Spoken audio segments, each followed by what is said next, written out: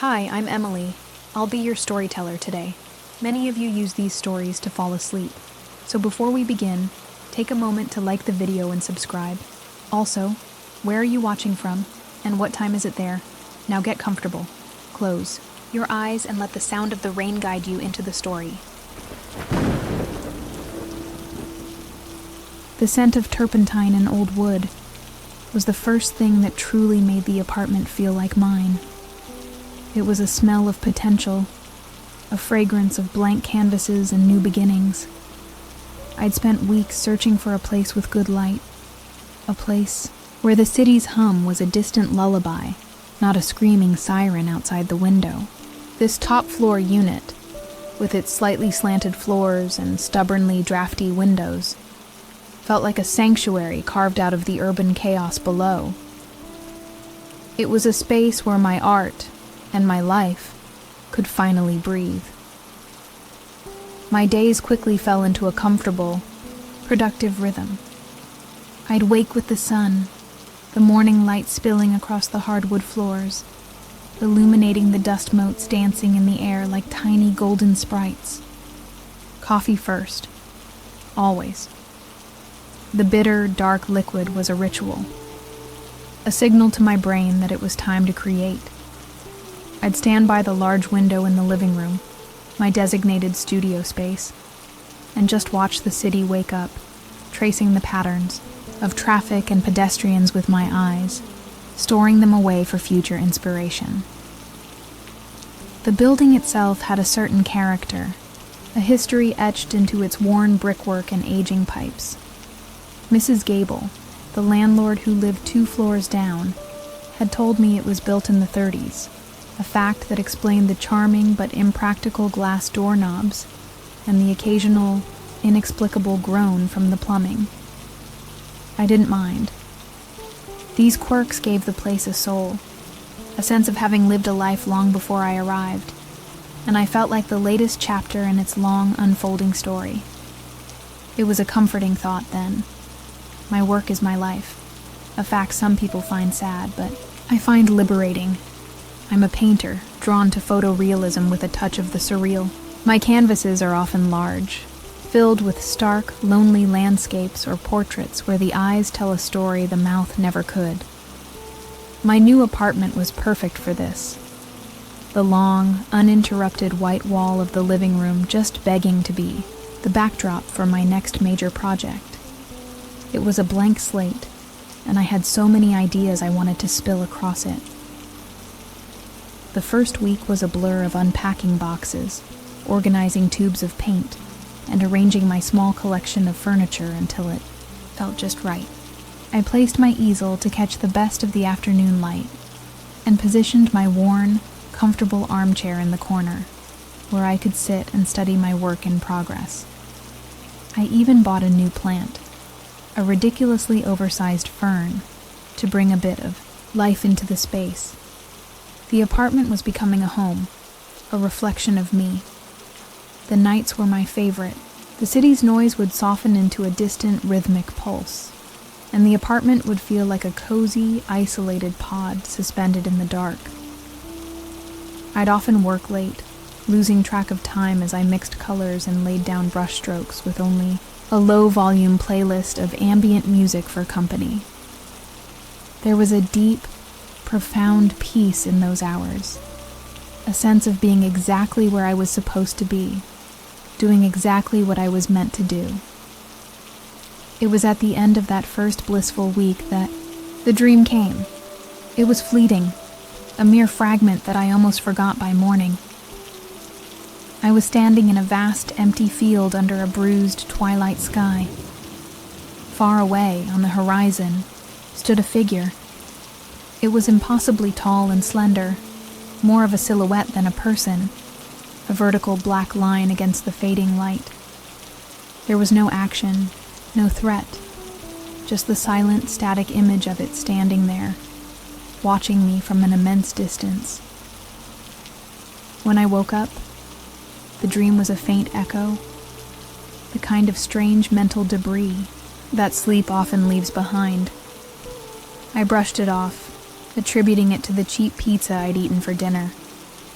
I was more focused on the incredible progress I was making on a new commission, a portrait of a stern-looking man whose photograph did not do justice to the sadness in his eyes.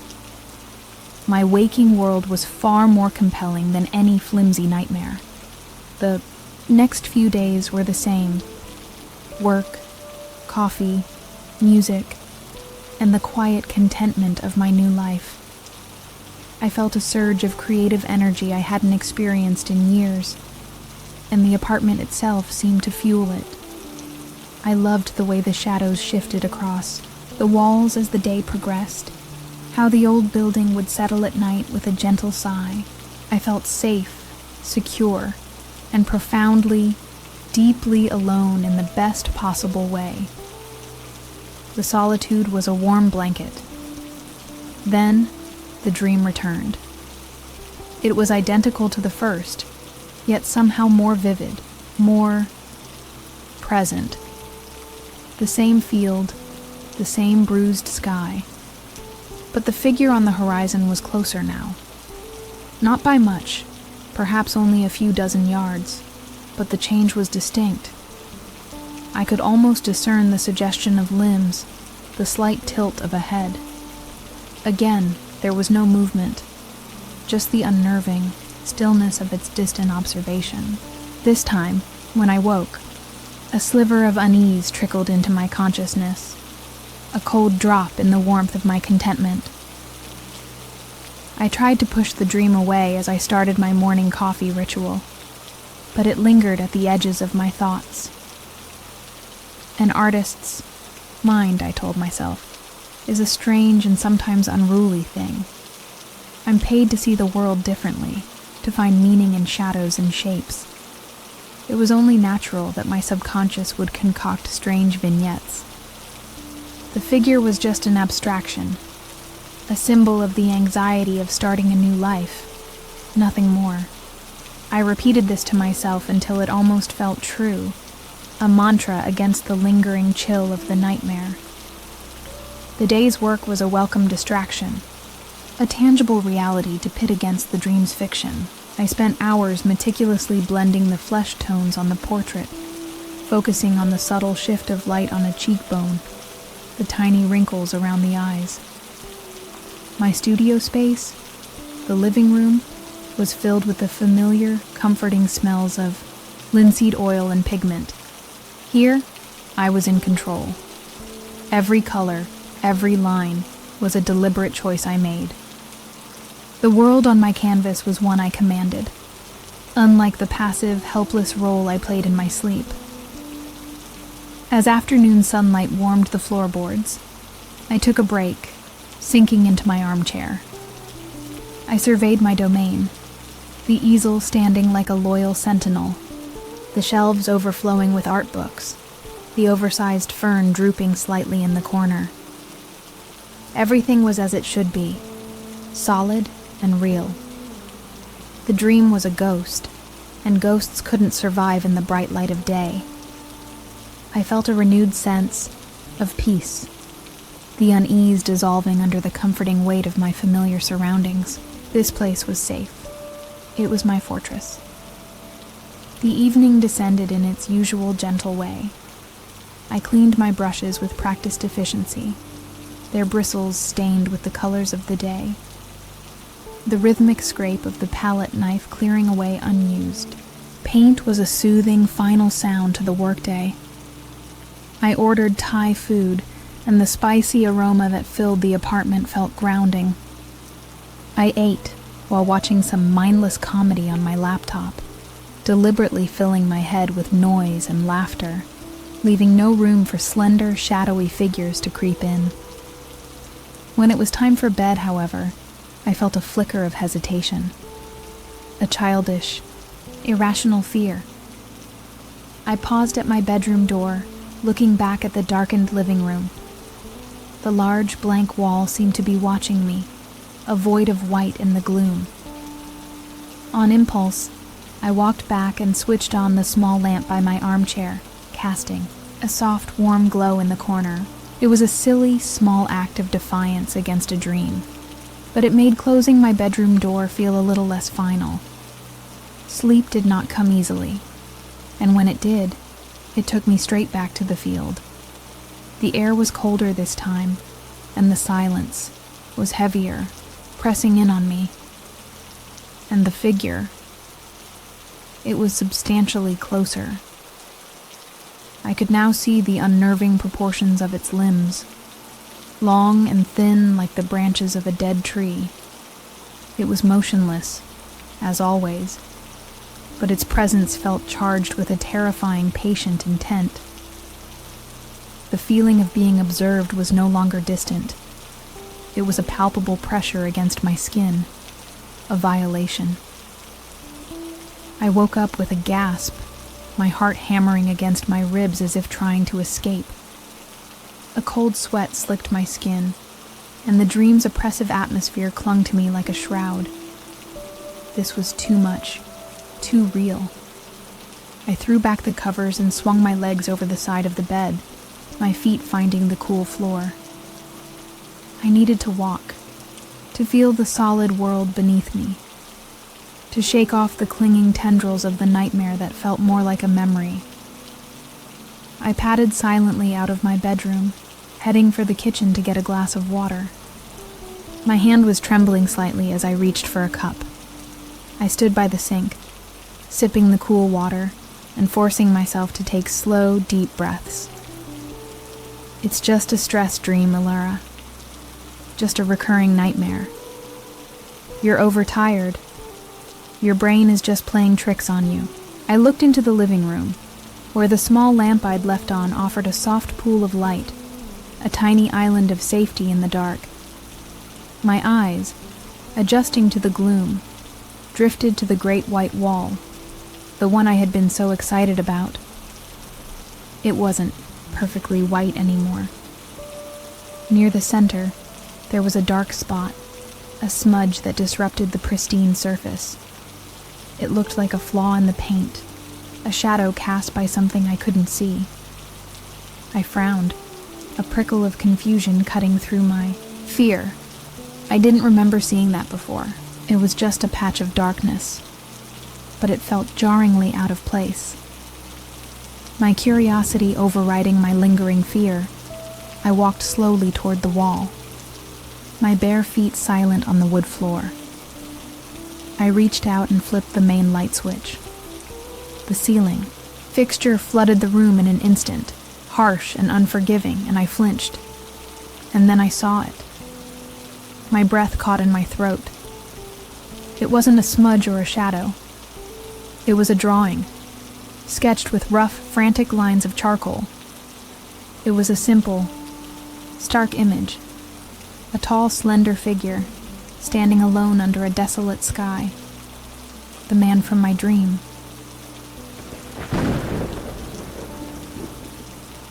For a long moment, I could do nothing but stare. The world seemed to shrink until it was only me and that crude, impossible drawing on the wall. My mind, scrabbling for purchase on the slippery cliff of reality, seized the only possible explanation. I had done it myself. I must have been sleepwalking. My dream was so vivid, so potent, that my sleeping body had simply acted it out. It was terrifying, of course. But it was an internal terror, a malfunction of my own mind, which was somehow less horrifying than the alternative. Galvanized by this sliver of logic, I lunged into action. My art supplies. I needed to find the charcoal stick I'd used. I am meticulous about my tools, borderline obsessive. Everything has its place, its container, its order. I tore through the drawers of the wooden chest where I keep my sketching materials.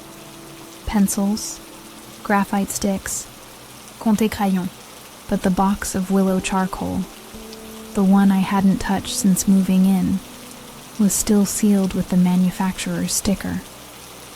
My breath hitched. My fingers trembled as I broke the seal and lifted the lid.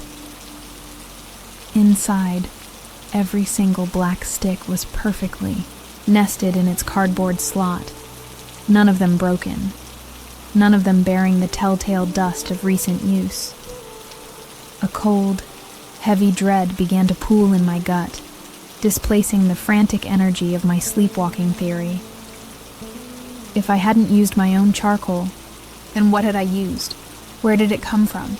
I scanned the room, the floor, my hands, looking for any trace of black dust, but there was nothing.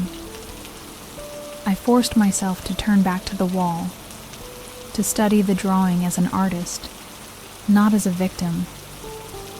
The lines were thick and aggressive, dug into the plaster with a pressure I rarely used. It was rudimentary, almost childlike, and yet it perfectly captured the chilling essence of the figure.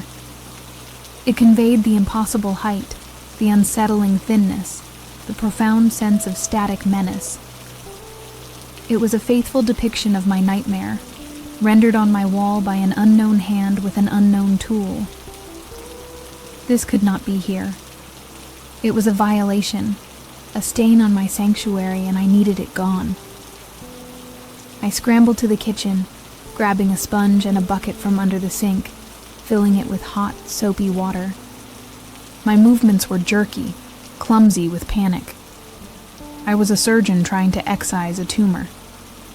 If I could just erase this physical evidence, I could perhaps convince myself the whole thing was a momentary lapse in sanity, a waking dream that had faded with the dawn.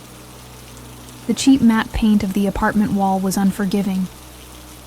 As I scrubbed, the charcoal didn't lift away. It smeared. The sharp, dark lines bled into a hazy gray blur, a ghostly echo of the original figure.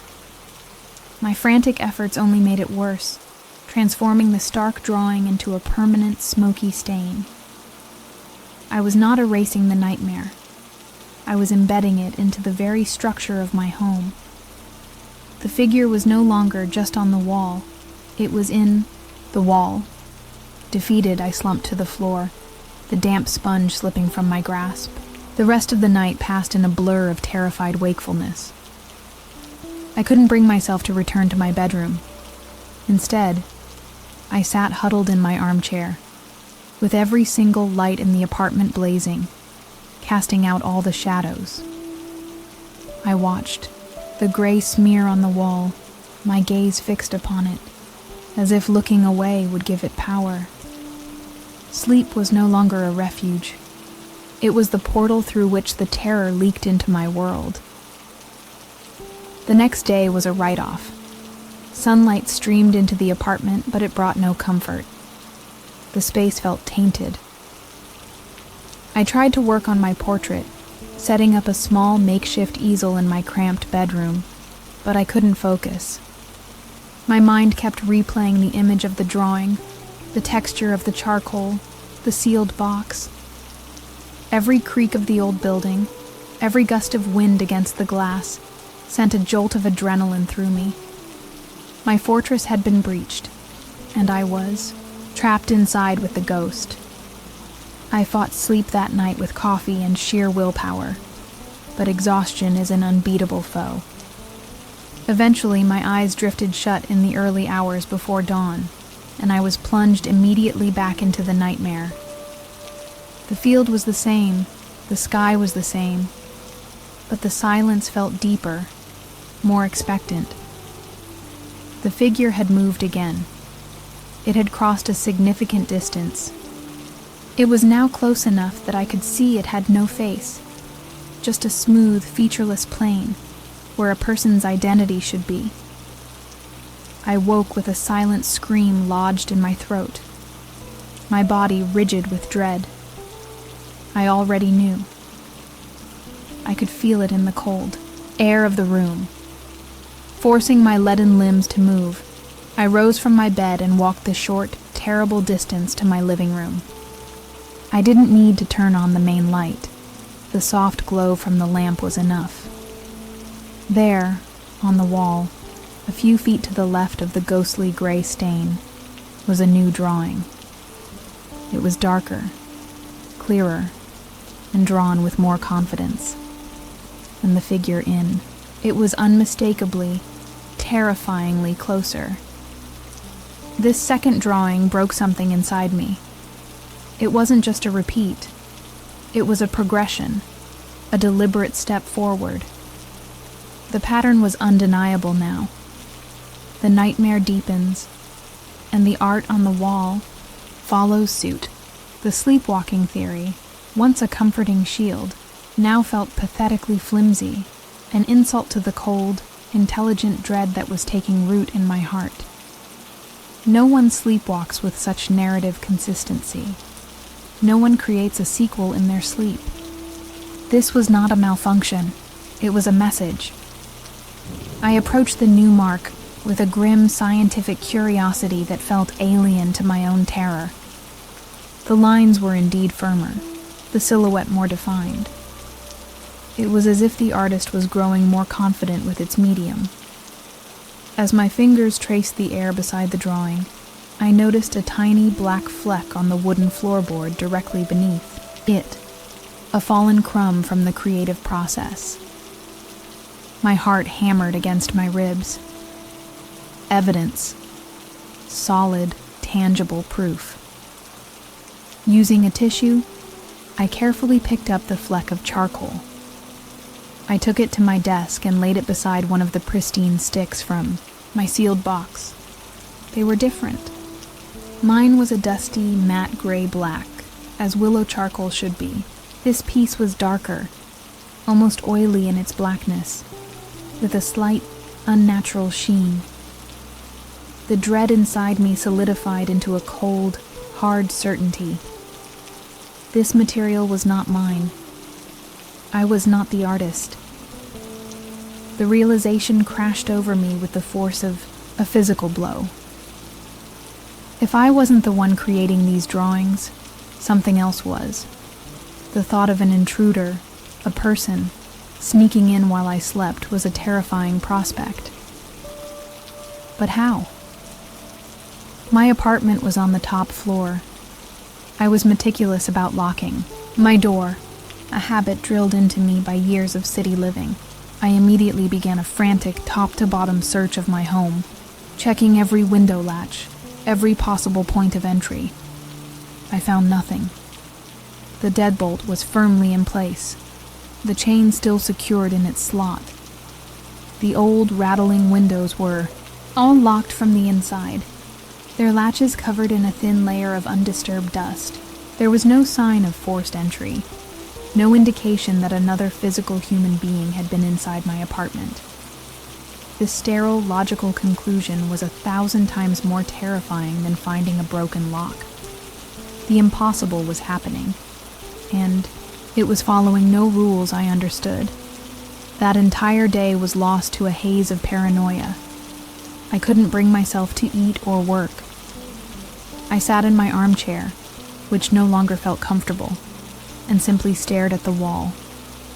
The two drawings felt like a pair of eyes watching me, mocking my helplessness. They were a timeline of my terror, 2 frames in a slow-motion horror film I was being forced to star in. The pristine white wall I had been so excited about was now a corrupted canvas, telling a story I didn't want to read. When night came, I knew I couldn't sleep. The very thought of closing my eyes and willingly entering that field again was unbearable. I brewed a pot of coffee so strong it was almost syrup and prepared for a vigil. I would not be a passive victim tonight. I would sit in the dark, and I would watch the wall, and I would wait. I needed to see how it happened. I needed to know what I was up against, even if the knowledge destroyed me. The hours crawled by with agonizing slowness. The caffeine made me jittery, amplifying every tiny sound of the old building settling. My eyes, wide and unblinking, began to play tricks on me, making the shadows in the corners of the room seem to deepen and shift. I was determined, though. I would not look away. I stared at the blank space between the second drawing and my bedroom door, the logical next place for the art to appear, until my vision swam. Then, I heard it. It was not the sound of charcoal on plaster. It was a different sound, one that made the fine hairs on my arms stand on end. From the dark hallway that connected the living room to my bedroom and the front door, there was a faint, dry scrape, like a single, shuffling footstep on the old hardwood. It was a sound so quiet I almost convinced myself I had imagined it, a product of my exhausted, overstimulated brain. Frozen in my chair, I held my breath, straining to listen. The sound did not repeat. The silence that followed was heavier, more profound than before, thick with an unspoken presence. My body moved without my permission, my head slowly, painstakingly turning to peek around the high back of the armchair. I peered into the deep, inky blackness of the hallway. For a single, heart-stopping second, I saw it.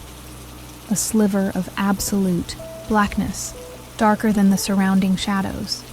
A tall, thin shape that seemed to absorb the light around it. And it vanished the very instant my eyes truly focused on it. The blackness I saw in the hallway didn't just vanish.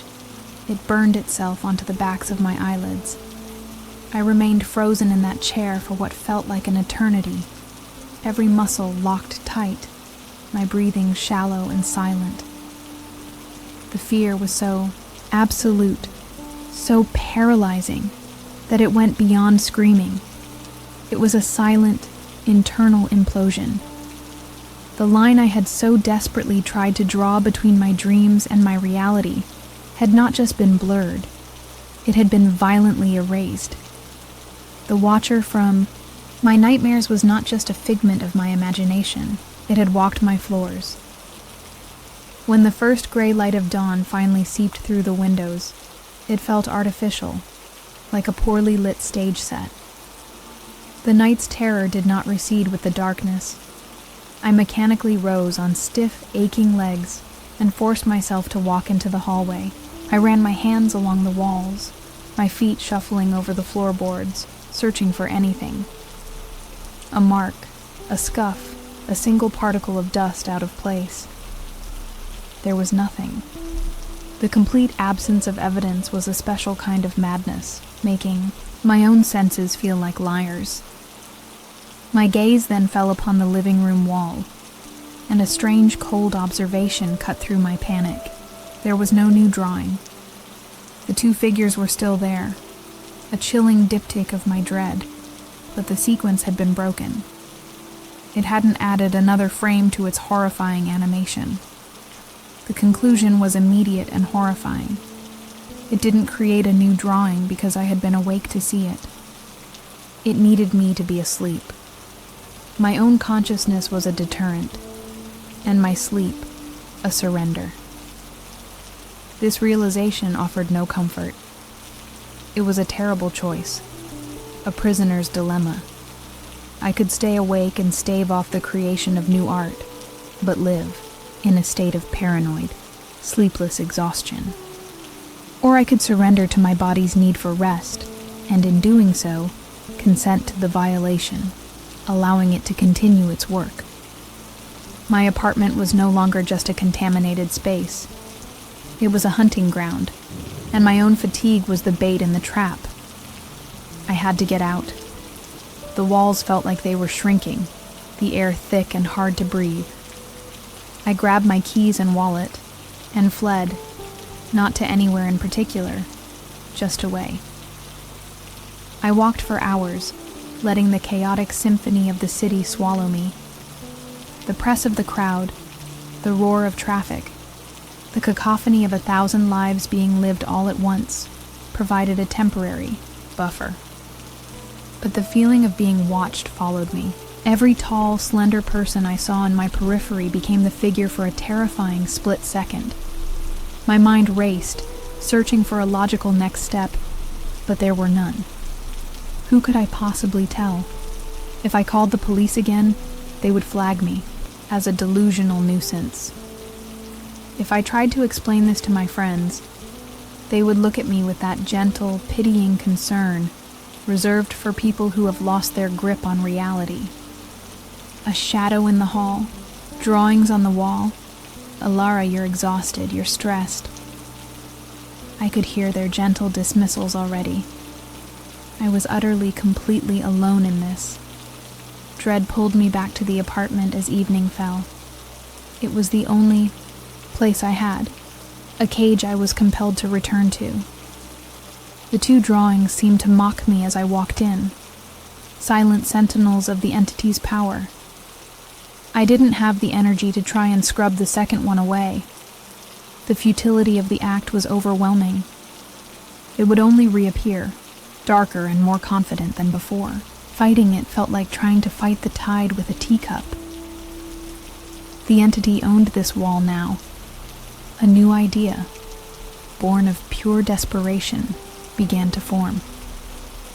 If it needed me to be asleep, then I would watch myself sleep. I would get proof. I dragged my mattress from the bedroom and threw it on the floor of the living room, directly in front of the corrupted wall. I felt like a sacrificial offering, placing myself on the altar. I took my phone, propped it up on a stack of thick art books on the floor, and aimed the camera to capture both me on the mattress and the blank wall space beside the last drawing. I pressed record. Sleep was a battle, but one I was destined to lose. My exhausted mind finally gave in, plunging me into a shallow, restless state. And the dream was waiting. I was back in the field, and the figure was no longer static. It was walking toward me. Each step was slow, deliberate, and silent, yet the ground seemed to vibrate with its approach. There was a terrifying inevitability to its advance. It had no face, just that smooth, blank surface, a void of identity, and it was coming for me. My eyes flew open and I gasped, sucking in the stale air of the living room. It was morning. Gray light filtered through the windows. My body was drenched in a cold sweat, my heart racing from the dream's chase. My first panicked thought was the wall. I twisted my body, my eyes snapping to the space I had so carefully monitored, and my blood ran cold. There, right next to where my head had been resting, was a third drawing. It was huge, towering, the figure now so close it seemed to be bending, over peering down. The sheer scale of the new drawing was an act of aggression. It towered on the wall, the charcoal so thick and black it seemed to suck the light out of the room. Its proximity was the worst part. It was an intimate violation, drawn right beside where I had laid my head. I scrambled backwards on my hands and knees, crab walking away from it, a guttural noise of pure terror catching in my throat. It was no longer just a drawing on a wall. It felt like a presence, a giant standing over my bed. My phone. The recording. A sliver of adrenaline-fueled hope cut through the horror. I had it. I had proof. My hands shook so badly it took 3 attempts to unlock the screen. I found the video file in my gallery, its little thumbnail showing me sleeping peacefully, and my heart hammered against my ribs. This was it. The truth, captured in pixels. I pressed play, ready to see the artist, the ghost, the whatever it was, finally revealed. The video played. I watched myself tossing and turning in the gray, grainy light of the camera's night vision. I scrubbed forward through the hours. 1 hour, 2, 5. Nothing but me and the blank wall behind me. The space where the monstrous drawing should be appearing remained stubbornly, impossibly empty. I slowed the footage down, examining the last hour frame by agonizing frame, watching the timestamp in the corner tick toward morning. The video ended. The screen went black. My own reflection stared back at me, my face a pale mask of disbelief.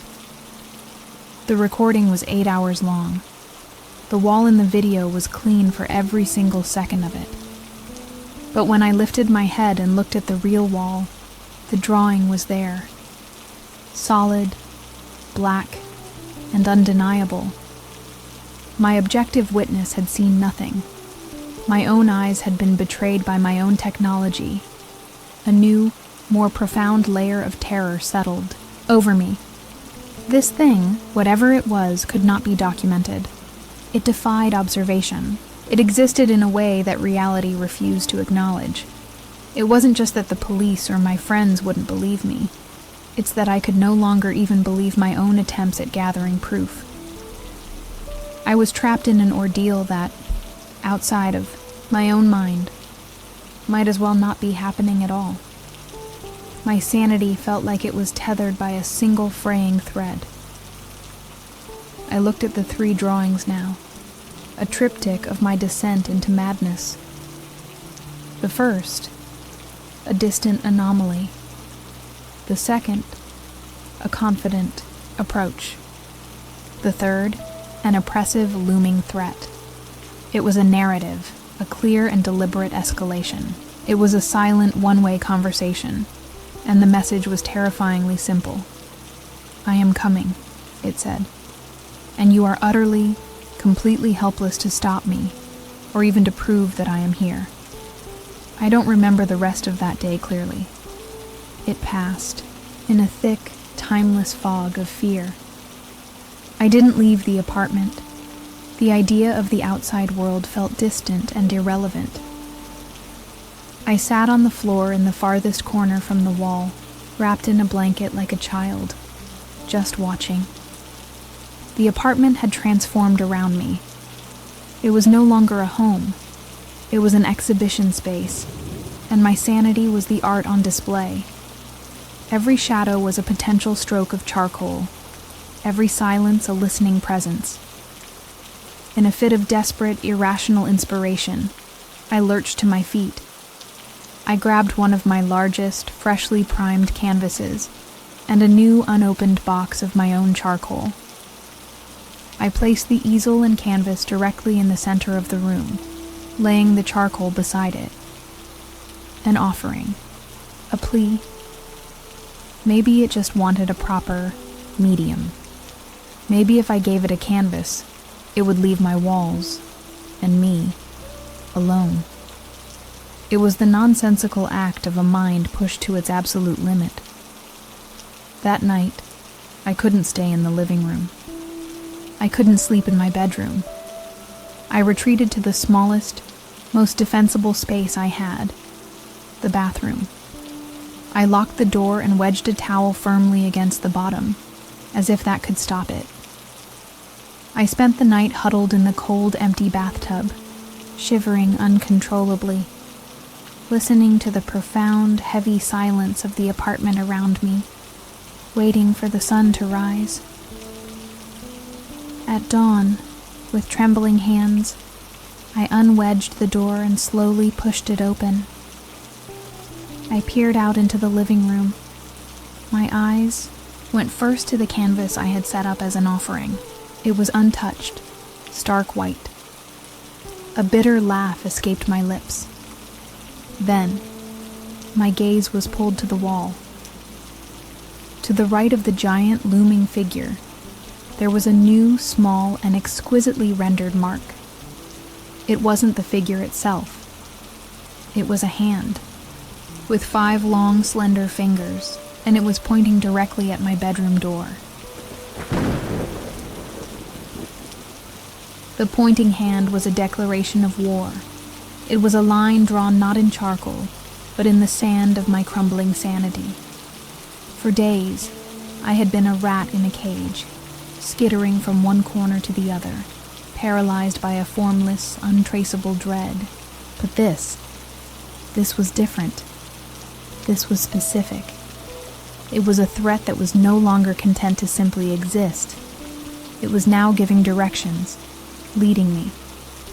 And in that specificity, My terror found a new, sharp edge: anger. A cold, defiant rage began to burn away the fog of fear. No more cowering in bathtubs.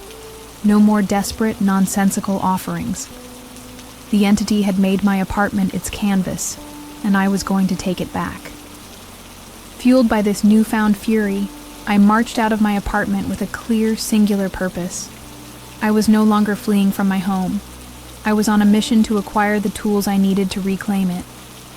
The battle had been passive and psychological, but I was about to make it brutally, physically real. I was going to erase the Watcher. I walked into the local hardware store, the smell of sawdust and metal a grounding, welcome contrast to the stench of fear that had permeated my apartment. I bought the strongest chemical cleaners they sold, a heavy-duty paint scraper, and, most importantly, a thick, oil-based stain-blocking primer. The kind of industrial-strength stuff used to cover up fire damage and water stains. And then a can of paint. Not the sterile white from before, but a deep, calming slate gray. This wasn't just a cover-up. It was an exorcism in a paint can.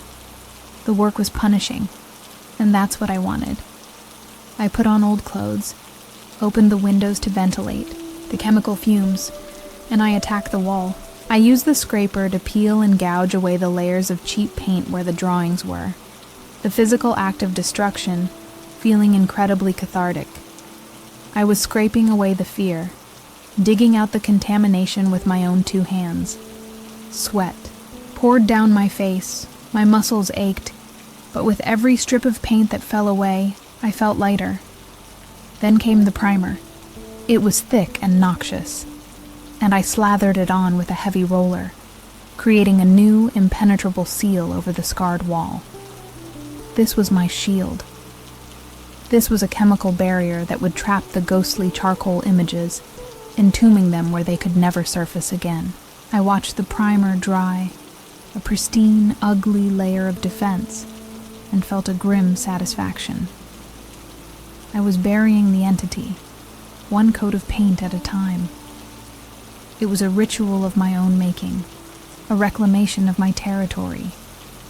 Applying the final coat of slate, gray paint felt like the last step of a sacred ceremony. The fresh color transformed the room instantly, erasing the last visual memory of the haunted white wall. It was a deep, solid, and unwelcoming color for any unwanted art. As I painted, the rhythm of the roller going up and down, was a meditation. I was actively, tangibly changing my environment, imposing my own will upon the space that had been so thoroughly violated. Control. The feeling was intoxicating. My defensive efforts didn't end with the wall. I went back to the hardware store and bought a heavy-duty deadbolt and a steel security bar for my front door.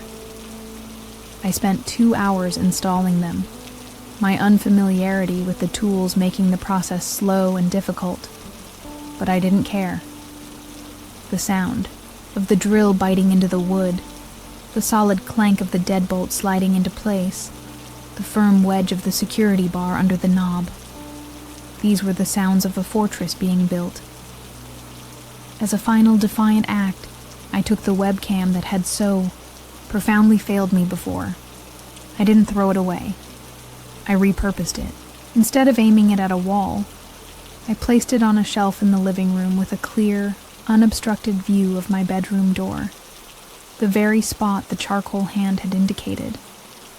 It was a challenge. I'm watching my own door now, I thought. A silent message to the empty, paint-scented air. I'll see you coming. That night, I slept in my own bed for the first time in what felt like an eternity. The apartment was quiet, filled only with the lingering smell of fresh paint. The new lock was bolted. The security bar was wedged tight. I felt profoundly exhausted, my muscles screaming from the day's labor. But I also felt a sense of ownership I had lost weeks ago, I had fought back. I had built my walls higher. And for the first time, a fragile sense of peace allowed me to drift off. I awoke slowly, hesitantly, to the gentle light of morning filtering through my blinds. I lay still, listening. There was no oppressive silence, no cold dread in the air.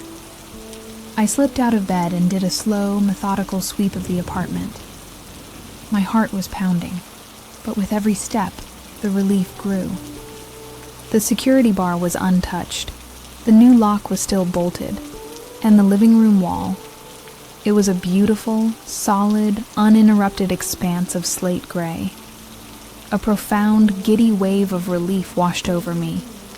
It was over. I had won. The relief was so profound it felt like a physical weight had been lifted from my shoulders.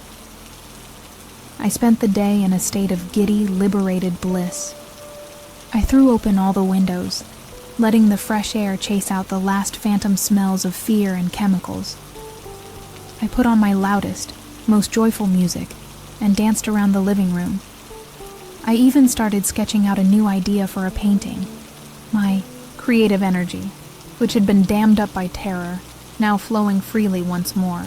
The simple, beautiful act of living a normal day felt like the ultimate victory. For 2 more days, the peace held. I fell into a new routine, one that didn't involve staring at walls or dreading the sunset. I would wake up, check the locks out, of habit, find them secure, and go about my day. The slate gray wall remained beautifully, blessedly blank. My mind began to actively rewrite the narrative of the past few weeks. It wasn't a haunting, it was a breakdown. A bizarre, hallucinatory episode brought on by stress, which I had managed to cure with action and agency. My morning ritual included reviewing the webcam footage from the previous night. I'd fast forward through the hours of stillness, the camera's unblinking eye showing nothing but my closed bedroom door and the empty hallway. This sterile, uneventful documentation became my proof of recovery. It reinforced my new narrative. The camera saw nothing because there was nothing to see. It was a comforting, technological seal of approval on my newfound sanity. The watcher had been a ghost in my own machine, and I had successfully rebooted the system. Most tellingly, the nightmares of the empty field had completely vanished. My sleep was deep, long, and dreamless. Waking up feeling rested was a forgotten luxury, and its return was the most convincing evidence that the ordeal was truly over. The entity had originated in my dreams, and if the dreams were gone, then its access point to my world was gone too. I had not only fortified my apartment, I had fortified my own mind. Almost a full week after I had repainted the wall, a tiny, unwelcome thought pricked at the edge of my consciousness. It seemed too easy. The force I had been up against was progressive, intelligent, and seemingly unbound by physical laws. Why would it be so thoroughly defeated by a new lock and a coat of interior paint? I quickly dismissed the thought as a lingering echo of paranoia, the phantom pain of a recently amputated fear. I was safe now, and I refused to let my own mind sabotage that. As a final symbolic gesture of my recovery, I decided to take down the webcam. To leave it standing there felt like a tacit admission that I was still expecting a threat. It was a security blanket I no longer needed. Taking it down, unplugging it, and putting it away in a drawer felt like closing the final chapter on that dark period of my life. I was drawing a line and moving on. The apartment was just an apartment again, and I was just an artist living in it. That night, as I settled into bed, the silence in the apartment felt different. It had changed its texture. Before, with the camera running, it was an observed silence.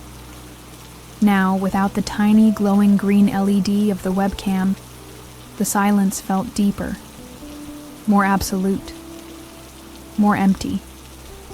I told myself I was just imagining things, my brain simply adjusting to the absence of a familiar stimulus. But a small, cold knot of unease began to form in my stomach. Sleep did not come as easily.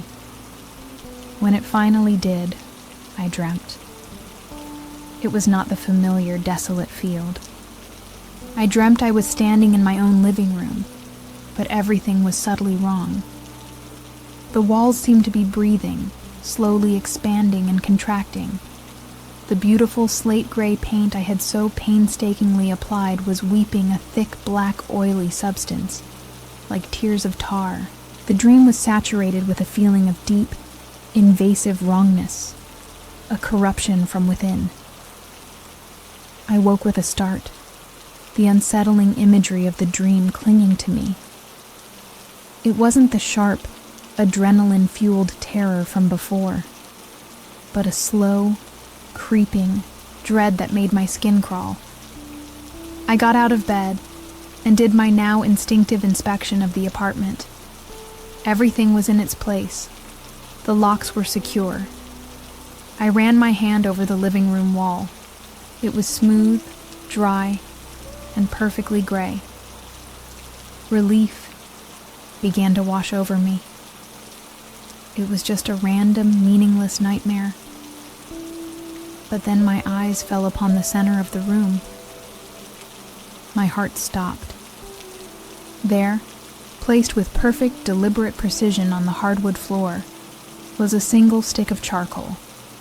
It was the dark, oily, unnatural type, not my own.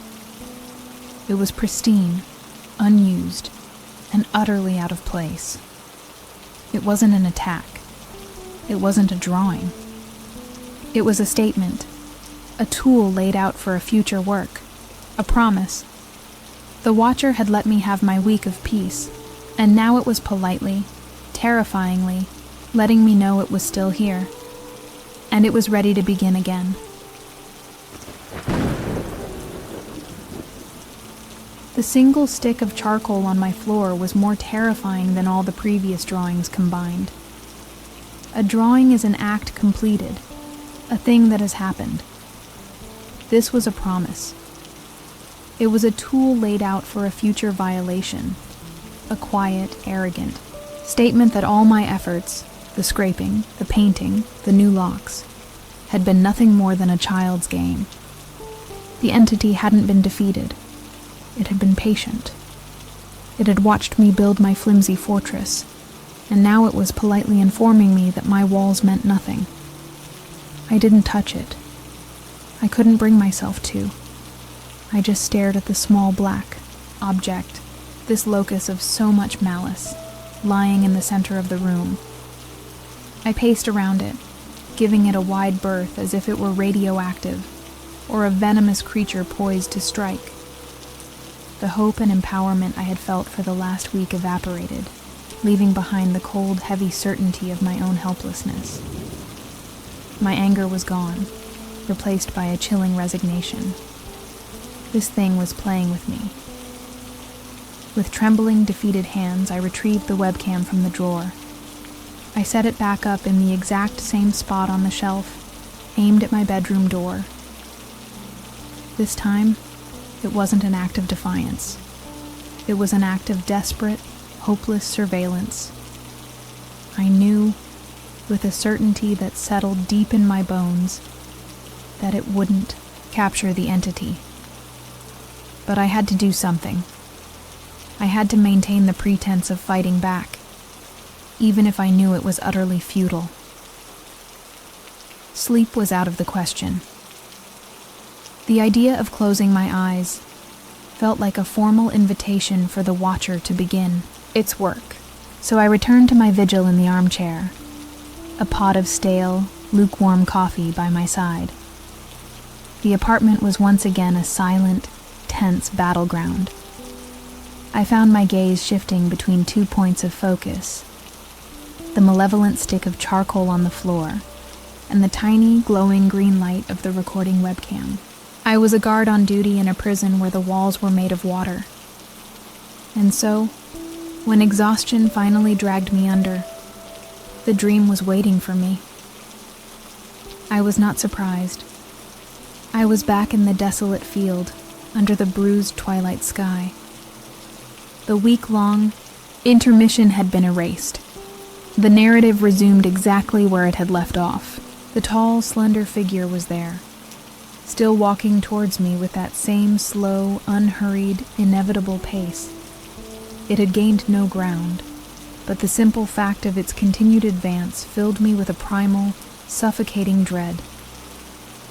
I awoke with a gasp, the familiar sickness of terror churning in my stomach. I already knew what I would find, but the knowing didn't lessen the horror. I forced my eyes toward the newly painted slate gray wall. It was no longer a pristine, solid surface. There, rendered in the dark, oily charcoal that I now knew so well, was a new drawing. My heart seized, not just because it was there, but because of what it depicted. It wasn't just the solitary figure this time. It was a masterfully executed drawing of my own bedroom. The perspective was impossible, from high in the corner of the room, as if the artist had been clinging to the ceiling. I saw my own bed, the rumpled covers, the nightstand with its glass of water, and I saw myself, a small, vulnerable shape asleep in the bed. Standing in the open doorway, cloaked in shadow but unmistakably present, was the tall, slender figure of the Watcher. The horror of it was dizzying, a multi-layered violation that struck me speechless. This was a scene I could never have witnessed. Myself, a perspective only an intruder could have. It was a clear, unambiguous statement. I was in your room. I stood over you while you slept. The drawing was also far more detailed and skillfully rendered than any of the previous ones. The Watcher wasn't just an intruder. It was an artist, and it was honing its craft on the canvas of my life. I scrambled for my phone, my fingers fumbling on the screen as I pulled up the webcam footage. I wasn't looking for a ghost anymore. I was looking for something else. An anomaly. A clue. I fast-forwarded through the night, the timestamp accelerating as the footage showed the empty, silent hallway. Nothing. The door remained closed. No shadows, no movement. It was exactly as it had been before. My last, desperate hope for a tangible clue began to wither. But then I saw it. I rewound the footage and played it back at normal speed, my eyes glued to the screen. At exactly 3:14 a.m., for a single, almost imperceptible moment, the image on the screen dissolved into a flash of digital static, a brief, violent scramble of pixels. It lasted less than a second before the clear image of the empty hallway returned. It was the only flaw in the entire 8-hour recording, a tiny digital scar, and I knew, with absolute certainty, it was a signature. The digital glitch was a new kind of evidence, a modern technological footprint, but it was also the most insidious kind. Who would ever believe me? A split second of static on an 8-hour video was not proof of a haunting. It was a reason to buy a new camera. The sheer intelligence of it was what chilled me to the bone. This was a thinking, adapting adversary. It was leaving me clues that were tailor-made to be plausible to me, and utterly insane to anyone else. It was actively isolating me with its evidence. My eyes darted to the floor, to the spot where the charcoal stick had been. It was gone. The hardwood was clean, dust-free, as if the object had never existed. This small detail was almost more unsettling than the drawing itself. It meant the entity didn't just appear and act. It also cleaned up after itself. It had brought its tool, done its work, and then taken the tool with it. The absolute control it had over my environment was so complete as to be magical. I left the new drawing on the wall. At this point, trying to erase it felt like a pathetic act of defiance that would only be met with a more horrific response. The slate gray wall was no longer my own. It was a gallery curated by my tormentor, and I was its sole, captive audience. I began to study the drawings, not with the goal of removing them, but of understanding them. I was searching for clues, for meaning, for any hint of a weakness in the horror. The pattern solidified over the next few nights, a terrifying new rhythm to my life. I would inevitably fall into an exhausted sleep, and the dream of the field would resume, the figure taking another slow, deliberate step closer. I would then wake up with a familiar sense of dread and find a new drawing on the wall. But the subject matter had begun to change. The watcher wasn't just drawing itself anymore. It was drawing things from my life. One morning, the new artwork wasn't the figure at all. It was a perfect charcoal replica of a small, threadbare stuffed rabbit, rendered as if it were sitting on my pillow. My blood ran cold. It was a toy I had as a small child, a beloved object I hadn't thought about in at least 2 decades, something I had no photos of. The haunting was no longer confined to my apartment. The watcher was inside my memories. It was digging through my past. The psychological torment escalated. Another morning, I found a drawing of the art history book I had been reading the night before. It was a perfect copy of the cover, but the entity had changed the title. Instead of Renaissance Masters, the delicate charcoal letters now read, Anatomy of Your Fear. It was direct, intelligent, and mocking.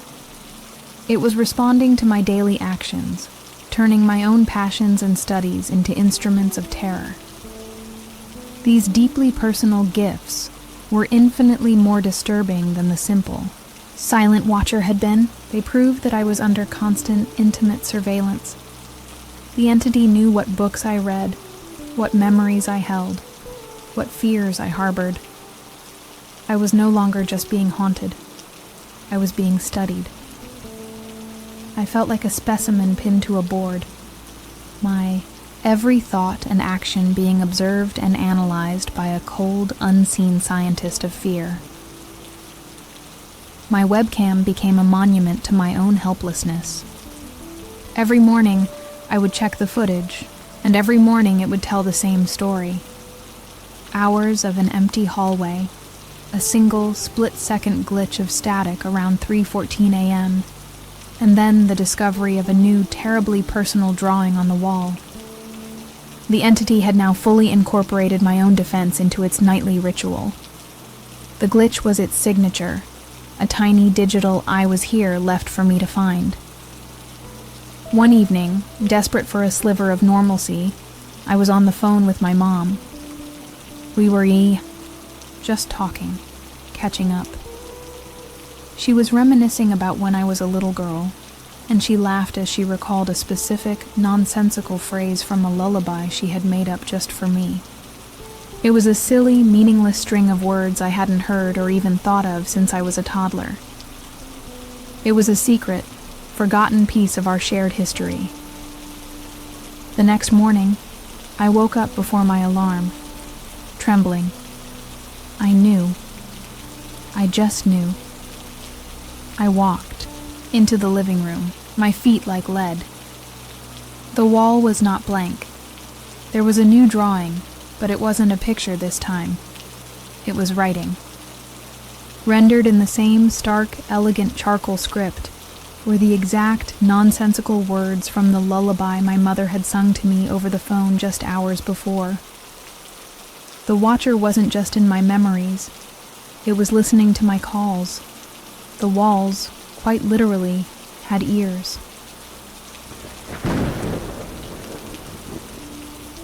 The sight of my mother's secret lullaby scrawled on my wall broke the last of my resolve. This was no longer a haunting confined to my own head or my own history. This was active, real-time surveillance. The watcher had breached the final barrier, the sanctity of a private conversation, proving that no part of my life was truly my own. A tidal wave of panic, raw and overwhelming, washed over me. I was living in a fishbowl, and a malevolent god was on the other side of the glass, watching, listening, and taking notes. I couldn't do it anymore. I couldn't live with this secret, this horror, locked inside my own skull. The fear of being thought of as insane, a fear that had kept me silent for weeks, was suddenly less terrifying than the prospect of facing this alone for one more night. I needed an anchor to the real world, a voice that could tell me I wasn't imagining it all. I needed help. And so, with a trembling hand, I picked up my phone and called my best friend, Sarah. The moment she answered, the words came spilling out of me in a frantic, desperate torrent. I told her everything, starting with the first vague nightmare of the figure in the field. I told her about the drawings appearing, the sealed charcoal box, the failed webcam experiment, the pointing hand. My voice cracked as I described the drawing of me asleep in my bed, and finally, the lullaby lyrics appearing after I'd spoken to my mom. I laid the entire, unbelievable story at her feet, praying she would help me carry it. On the other end of the line, Sarah's voice was a study in slowly dawning horror, but not the kind I had hoped for. Her initial gasps of shock quickly softened into a tone of deep, gentle concern. She began offering rationalizations, grasping at straws for me. "Ilara, are you sure you're okay? The stress of a new city, all that time alone. Your mind could be playing tricks on you. Maybe you heard the lullaby and wrote it down while you were half asleep. It's a known phenomenon." "It's not in my head, Sarah," I insisted, my voice rising with desperation. "I know how it sounds, but it's real. You have to come see it. The drawings are all here, on the wall. You'll understand when you see them. Please." I was begging, my pride completely eroded by weeks of terror. There was a long pause on the other end of the line, the silence filled with her doubt. Finally, hesitantly, she agreed. "Okay, Ilara. I'll come over tomorrow morning. We'll figure this out." That single promise was a lifeline. For the rest of the day and through the long, agonizing night, I clung to the hope of her arrival. Validation. That's all I wanted. Someone else to see it, to bear witness, to confirm that I was not losing my mind. For the first time, I prayed that the drawings would stay. I didn't sleep. I just sat in my armchair, watching the haunted gallery on my wall, my silent co-conspirators and my plea for credibility. The sound of the buzzer ringing the next morning was the most welcome sound I had ever heard. I practically ran to the door, my heart pounding with a nervous, hopeful energy. I pulled a disheveled-looking Sarah into the apartment, not even stopping to say hello before I was pulling her by the arm towards the living room. "See?" I said, my voice trembling as I pointed dramatically at the slate-gray wall. "Look, it's all there. The watcher, the bedroom, the words. It's all right there." Sarah stood in the middle of my living room and stared at the wall. She looked at it for a long, silent moment. Then she turned and looked at me, her expression unreadable. "Ilara," she said slowly, her voice soft. "What am I supposed to be looking at?" I stared at her, confused, and then my eyes snapped back to the wall. and the world fell out from under me. The wall was blank. It was a perfect, pristine, uninterrupted sheet of slate gray. Every drawing, every line of charcoal was gone. "No," I whispered, the word barely audible. I stumbled forward and touched the wall, my fingers searching for any trace, any smudge, any indentation. There was nothing. No, they were here. They were right here. I started clawing at the paint, my nails scraping uselessly against the smooth surface. "You have to believe me. The hand was pointing right there. The lullaby was written across the top." I knew, even as the words left my mouth, how I sounded. I sounded completely and utterly insane. Sarah's face was a heartbreaking mask of pity. The fear for my safety had been replaced by a deep, sorrowful fear for my sanity. She wasn't seeing a haunted friend. She was seeing a friend in the midst of a severe, psychotic break. All the fight went out of me, and I collapsed onto the floor, sobbing. My last hope, my one chance at being believed, had been systematically and cruelly dismantled by the very entity I was trying to expose.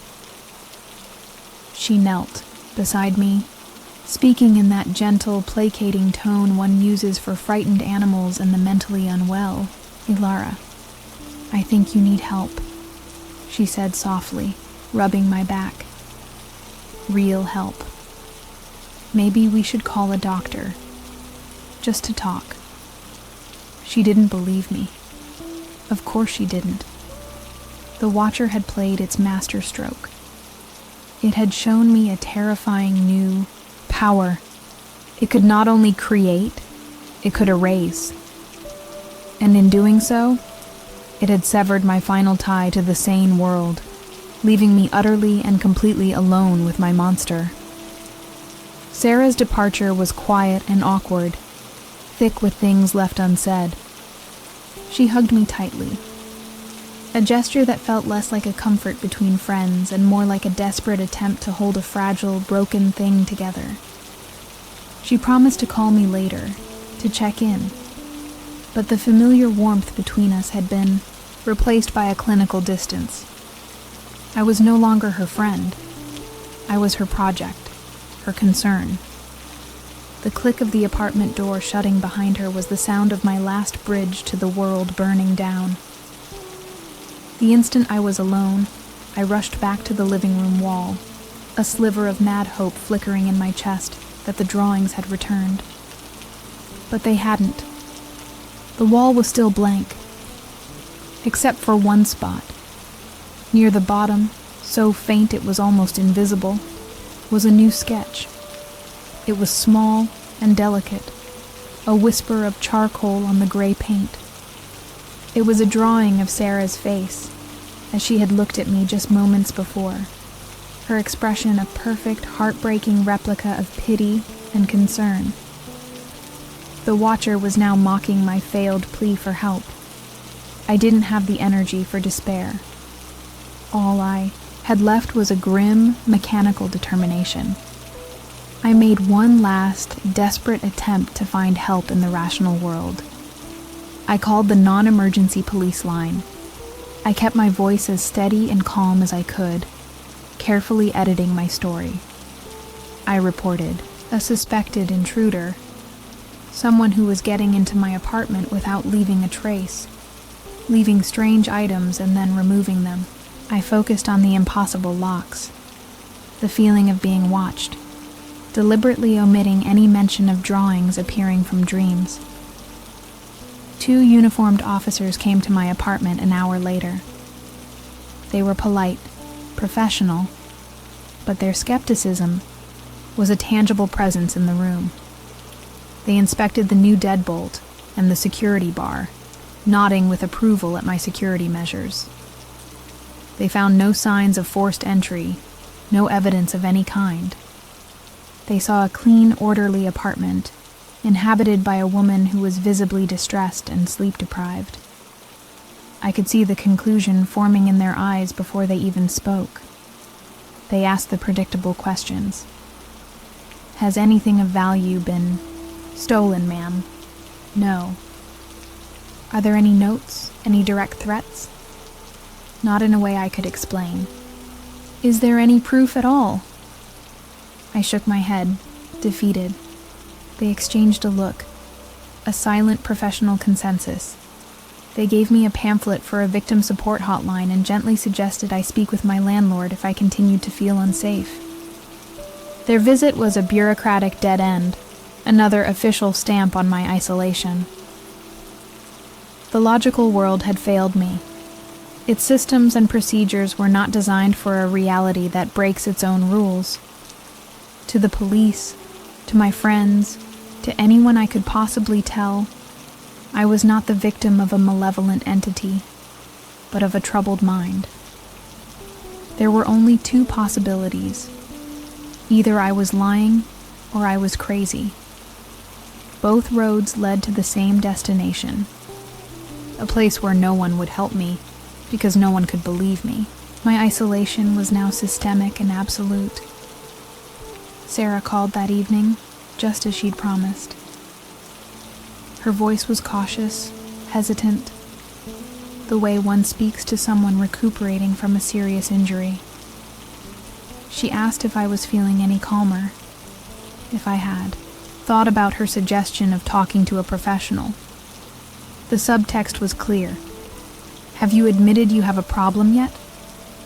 I realized then that every word of protest, every insistence that this was real, would only sound to her like a symptom of my deepening illness. And so, to salvage what was left of our friendship, I lied. Yes, I said. I'll make some calls tomorrow. This lie was a profound turning point. I was now actively participating in my own gaslighting, building a facade of recovery for the outside world, while my inner world continued to crumble. The Watcher had not only isolated me, it had forced me to become its accomplice, to wear a mask of sanity over my terror. I had to pretend to be getting better while bracing for whatever fresh hell the next night would bring. My life was now a performance for an audience of one. That night, the dream of the field returned with a chilling new development. The figure was closer than it had ever been, just a few yards away. It was no longer advancing. It simply stood there, a towering black void in the twilight.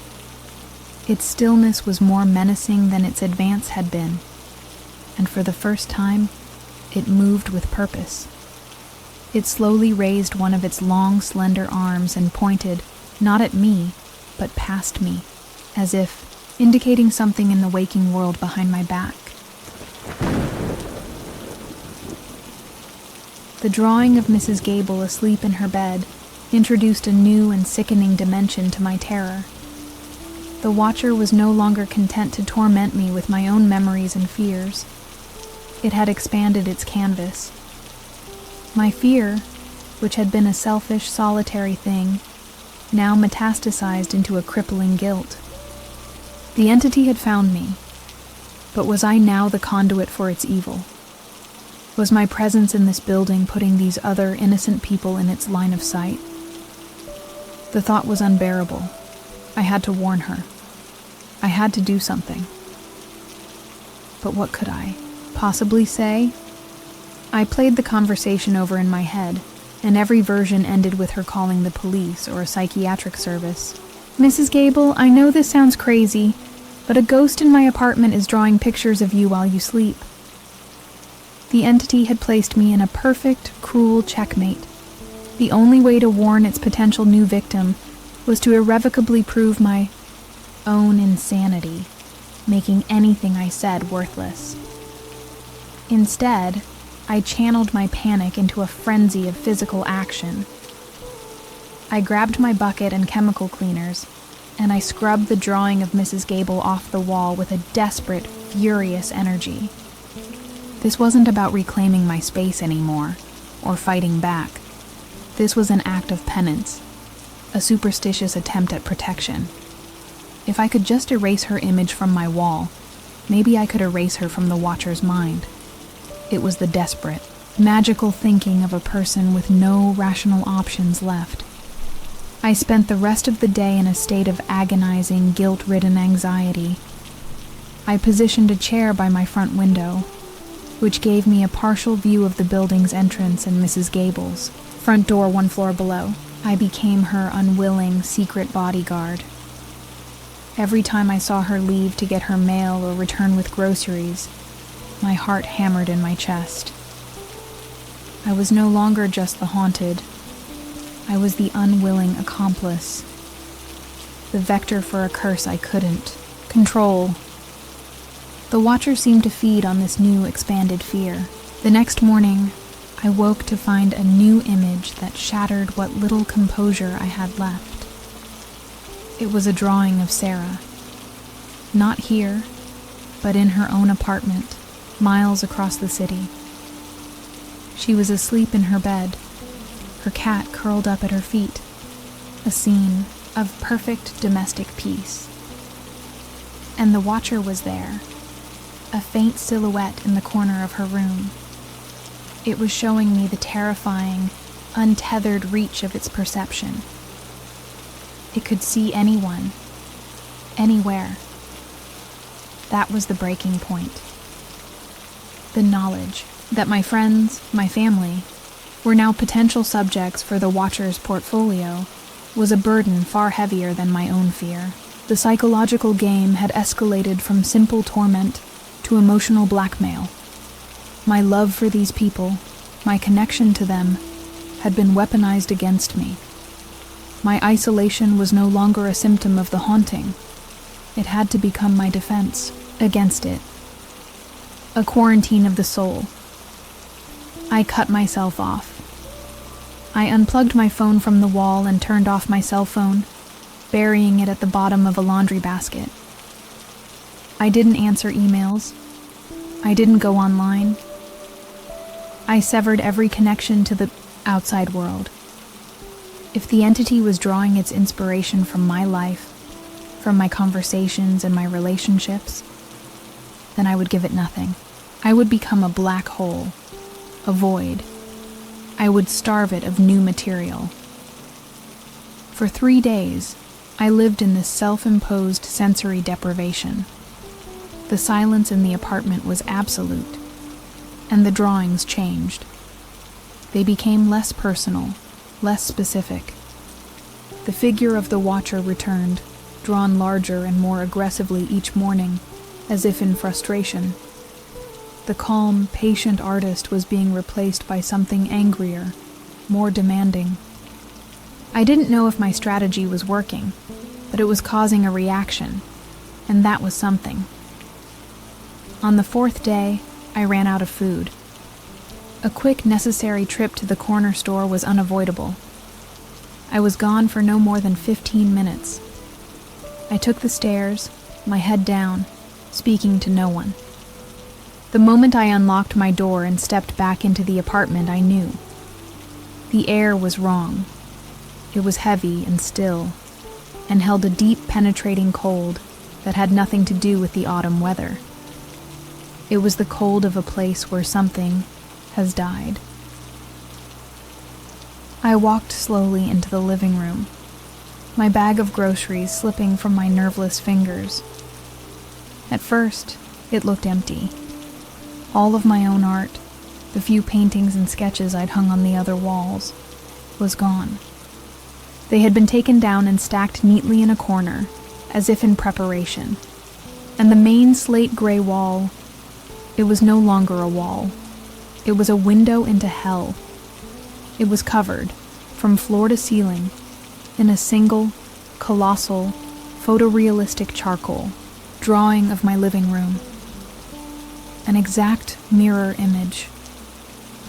And in the center of the drawn room, small and broken on the floor, was me.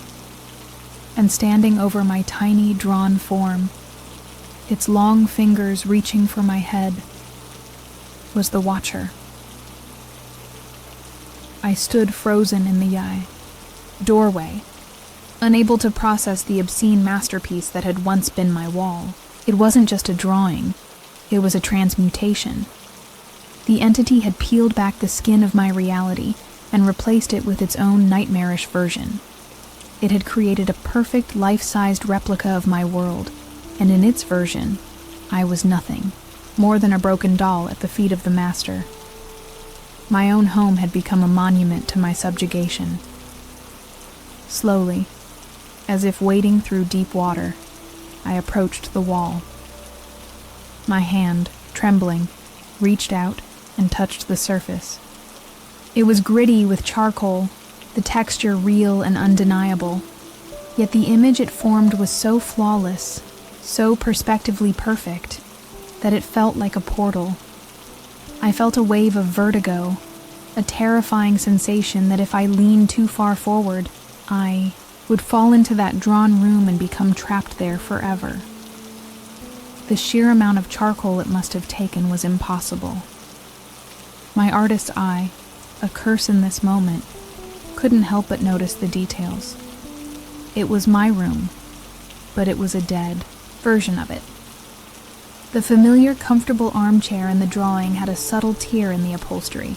The books on my shelves had no titles, their spines barren and blank. The oversized fern I had so lovingly watered was depicted as withered and brown, its leaves crumbling to dust. It was my life, stripped of all life. My gaze was inevitably pulled to the two figures at the center of the mural. The tiny, huddled depiction of me was a masterpiece of pathetic misery. But it was the watcher that held my attention. It was no longer a simple silhouette.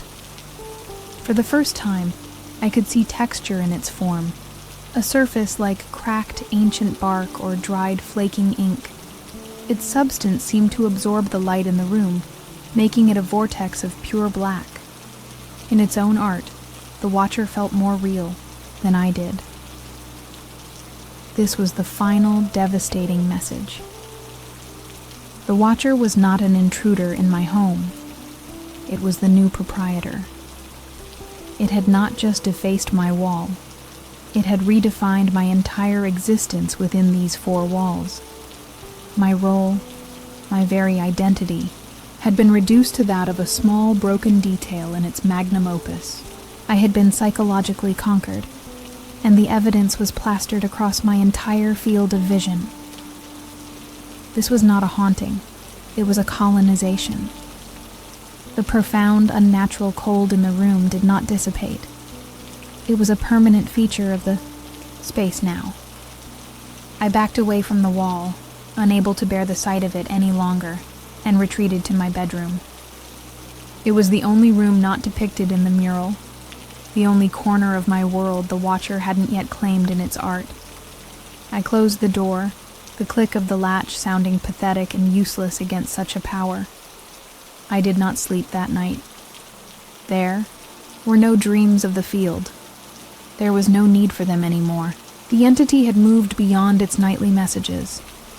The game of leaving clues and escalating threats was over. It had made its final statement, a declaration of absolute ownership that required no further additions. Its work was complete.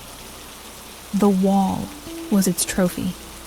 The despair I felt was a physical presence, a heavy, suffocating blanket. There was no hope of fighting, no hope of escape, no hope of being believed. My locks were useless, my paint was useless, my camera was useless. My friends thought I was sick, the police thought I was a nuisance. I had been methodically and completely stripped of every defense, both physical and psychological. I was alone, in the truest sense of the word. I sat on the edge of my bed in the suffocating darkness, listening to the dead silence of my conquered apartment. I considered my options, or lack thereof. I could run, abandon everything and flee into the night. But the entity had proven its reach. It had seen Sarah in her own home. It would follow me. Running was just a delay, not a solution. There was no escape from a monster that could see you anywhere. And as I sat there, at the absolute bottom of that abyss of hopelessness, something new began to smolder in the ashes of my fear. It wasn't hope.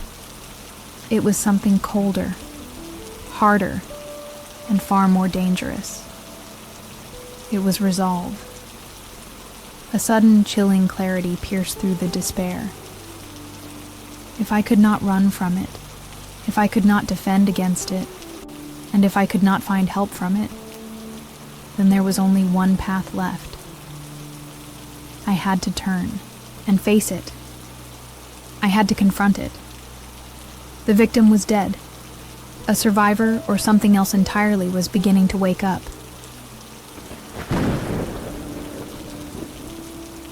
Morning arrived, not with the familiar dread of a new drawing, but with the cold, quiet hum of purpose. I had not slept, but I was not tired. The despair that had crushed me the night before had, under the immense pressure of absolute hopelessness, crystallized into something new, something hard and sharp. I looked at my reflection in the dark glass of my bedroom window and saw a stranger. Her eyes were hollowed out, but they weren't empty. They burned with a cold, clear light. The fear was still there, a constant thrum beneath my skin, but it was no longer in charge. My first act as this new person was to confront the masterpiece. I walked out of my bedroom and stood before the monstrous mural, forcing myself to see it not as a victim, but as a rival artist. I let my eyes trace every line, every shadow, every subtle gradient. I was no longer its terrified audience.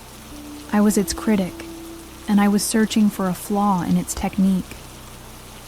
I was hunting for the artist's hand, for a single clue about the mind that had created this monument to my fear, and I found one.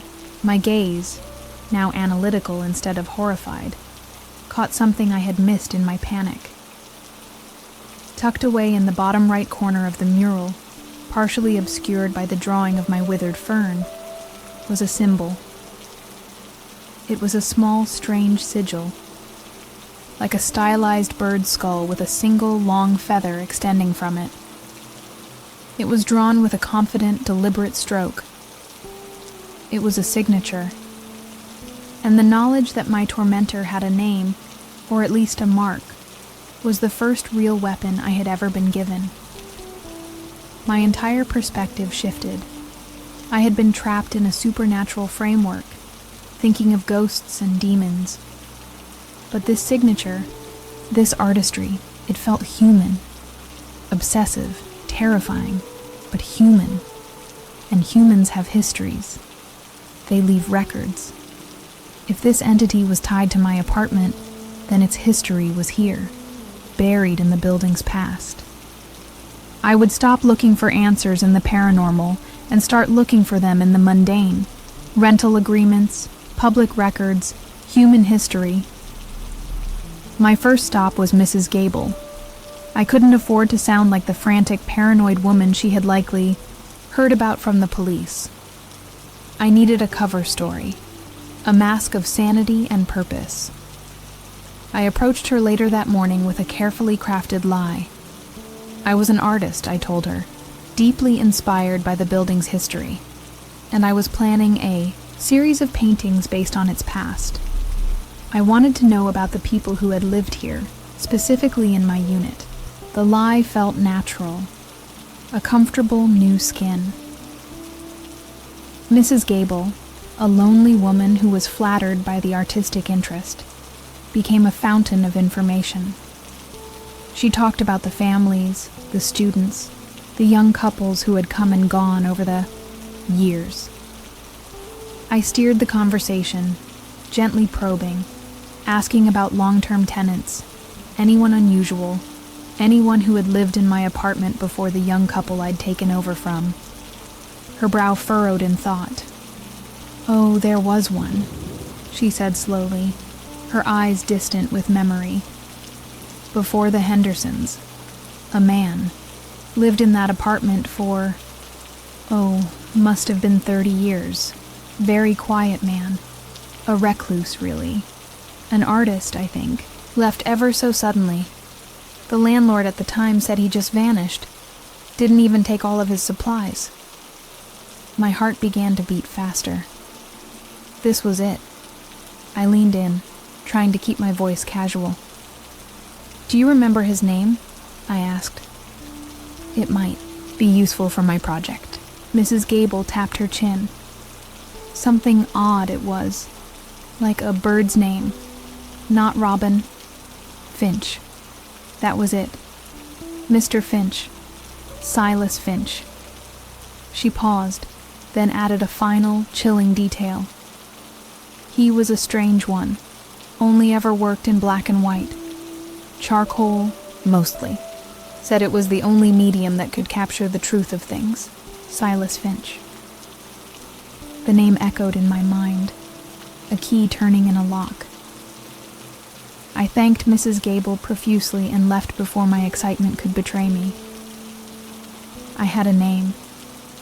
I was no longer hunting a shadow. I was hunting a man. I spent the rest of the day at the city's central library, my fingers dusty as I scrolled through microfiche archives of old newspapers and cross-referenced public records. I was no longer waiting for the Watcher to make its next move. I was actively tracking its history. Late. In the afternoon, I found him. It was a small article in the arts section of a local paper, dated 12 years ago. The headline was, "The Beauty of the Void, a profile of Silas Finch." And there was a picture. A gaunt, hollow-cheeked man with dark burning eyes stood beside, a colossal, abstract charcoal drawing.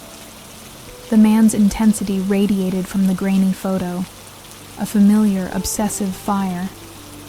And there, in the bottom corner of his artwork, almost invisible in the photograph, was the sigil. The skull of a bird with a single long feather. Staring at the grainy newspaper photograph, a chill of recognition washed over me. It was him. I didn't know how I knew, but I did. The face of Silas Finch, with its hollowed-out cheeks and dark, piercing eyes, was the face of my tormentor. The large abstract charcoal piece behind him was a chaotic swirl of shadow and light. But within it, I could see familiar shapes. The suggestion of long, thin limbs, the posture of a silent observer. I devoured the accompanying article, my eyes scanning the text for every possible clue. The journalist described Finch as a hermetic artist, a man obsessed with esoteric concepts like the liminal spaces between worlds and the geometry of unseen observers. The pretentious art world jargon, which I would have rolled my eyes at weeks ago, now read like a direct confession. Finch wasn't creating abstract art. He was a documentarian, drawing the things he saw in the periphery, the things that watched from the shadows. He was drawing the Watcher. The article was brief, noting that Finch had a small cult following but never achieved mainstream success. It concluded with a note about his abrupt disappearance from the local art scene roughly a decade prior, around the same time Mrs. Gable said he had vanished from the apartment. He was dismissed as another eccentric who had simply faded away, his work and his memory consigned to a dusty corner of the city's artistic history. This information was a lightning bolt to my system. Silas Finch wasn't a ghost or a demon. He was a man, a missing person, a recluse who lived in my apartment for 30 years, who was obsessed with the very things that were now trying to drive me mad. The connection was undeniable. The crucial, terrifying question now was, is he still alive? And if so, where has he been all this time? The impossible nature of the haunting, the drawings appearing on locked-in walls, the way they would vanish without a trace, still didn't make logical sense. But Finch was clearly not a logical man. The article hinted at a fragile mental state, quoting a former gallery owner who described him as an artist who had completely erased the line between his life and his art. What if he had found a way to do just that, to literally merge with the space where he created? I returned to my apartment with a radical new framework for my terror. I was not in a haunted house. I was in Silas Finch's old studio. The horrifying mural that dominated my living room was not a supernatural phenomenon. It was his latest, and perhaps greatest work of art. This simple reframing gave me a bizarre sense of power. I was not the victim of a demon. I was the unwelcome tenant who had moved into a madman's nest. With this new theory in mind, I began to look at the apartment itself in a new light. I was no longer seeing just walls and floors. I was seeing potential hiding places. Could there be a forgotten crawl space? A sealed-off passage? It sounded like something out of a Gothic novel, but it was no more insane than a drawing of my sleeping landlord appearing on my wall. I started knocking on walls, listening for hollow sounds, prying at floorboards, searching for anything that was out of place. My initial search revealed nothing. The walls were solid, the floors were firm, but the idea had taken root and it would not let go. Finch never left. That thought became my new mantra. He's still here. He found a way to stay, hidden in the bones of this old building, a human monster living in the margins. He was the watcher because he had never stopped watching. He was a ghost made of flesh and blood. This was, by far, the most terrifying conclusion I had yet reached, but it was also the most empowering. A spirit is an untouchable, unbeatable force. But a man, no matter how clever or elusive he may be, can be fought. A man has needs. A man can be cornered, trapped. A man can bleed. My goal was no longer to simply survive another night of his psychological warfare.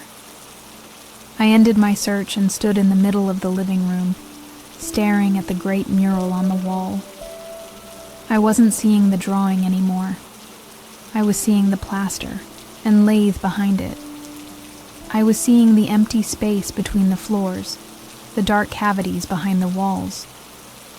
My mind, the same creative mind that he had used as his playground, was now racing, formulating a plan.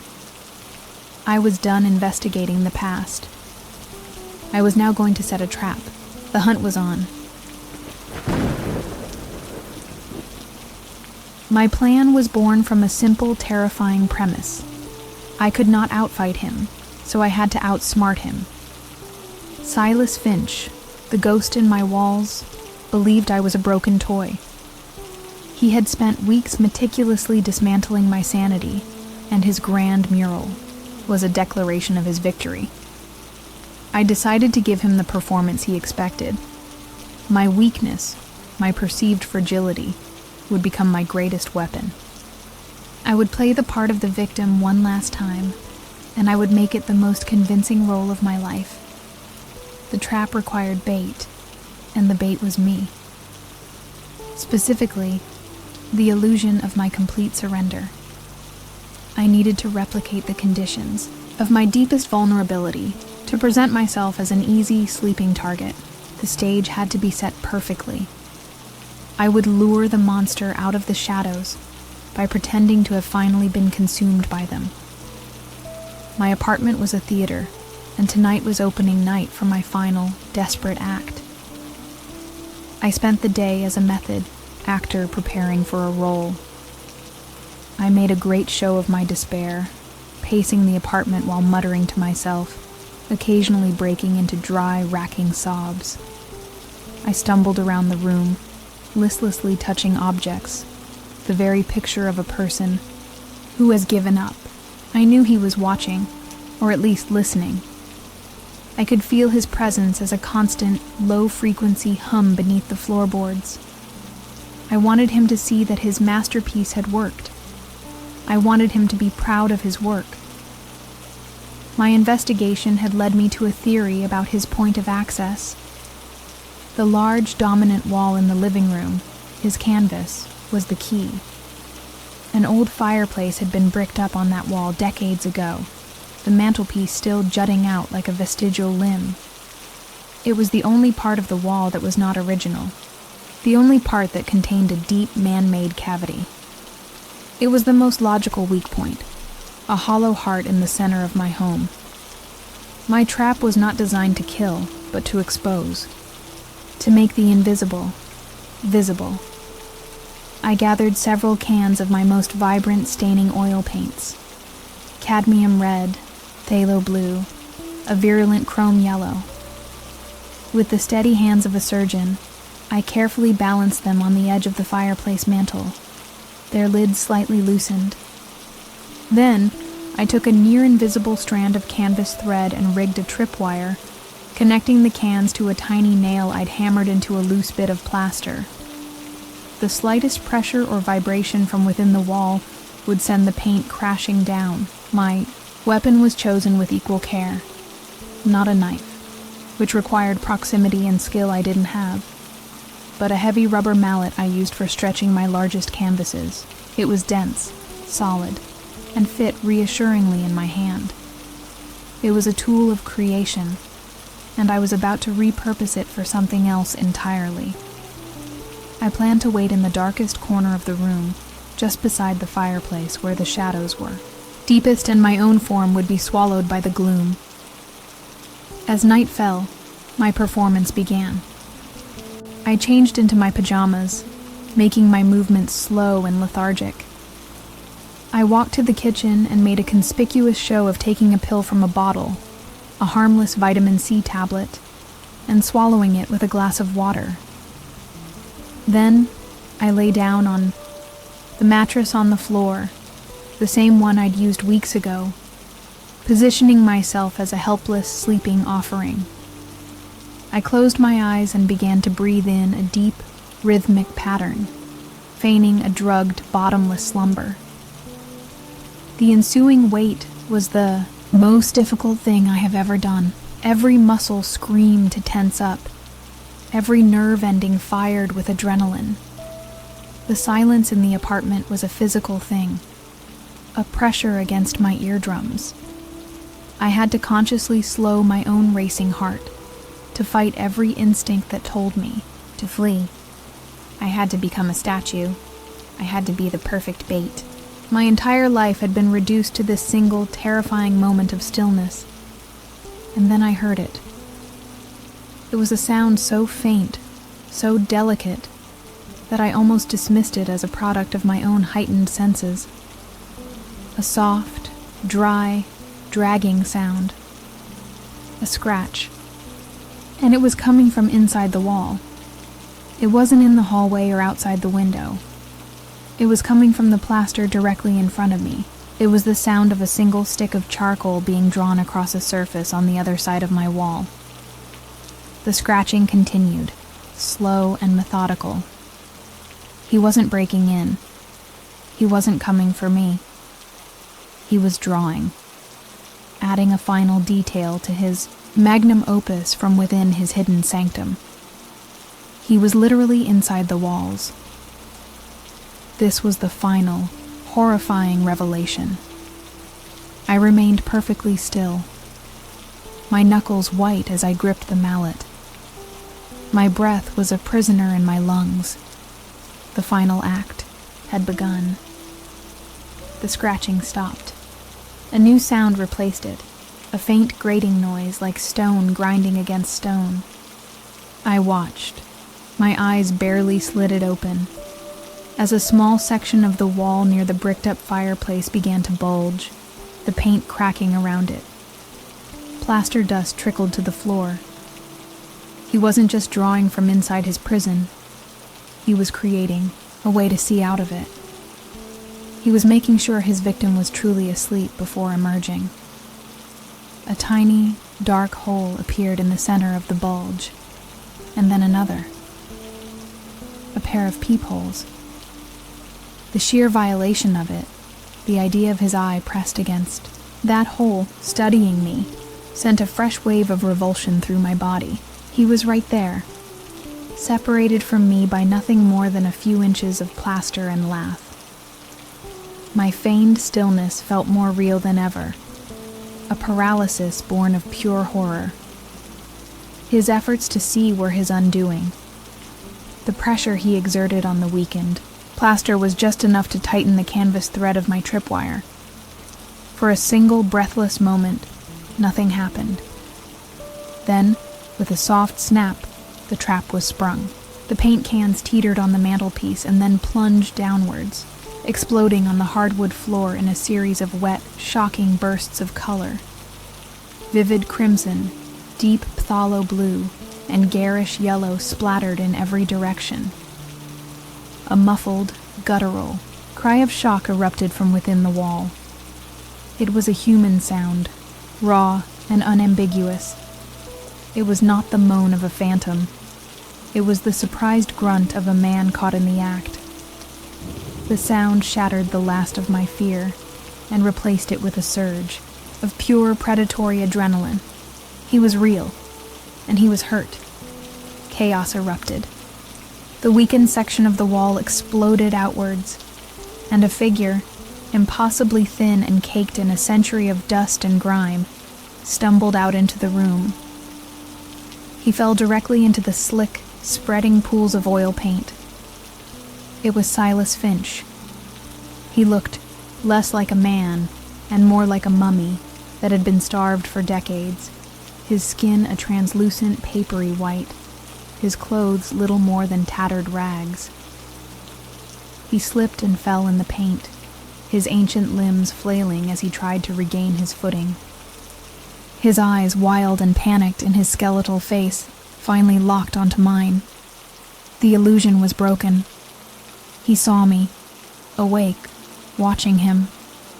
For a split second, the omnipotent artist and his terrified subject stared at each other across the wrecked room. Then he lunged, not for me, but for the darkness of the hallway. He was trying to flee. My body moved on pure, primal instinct. As he scrambled past me, a pathetic, filthy creature trying to escape the light, I swung the heavy rubber mallet with every ounce of strength I possessed.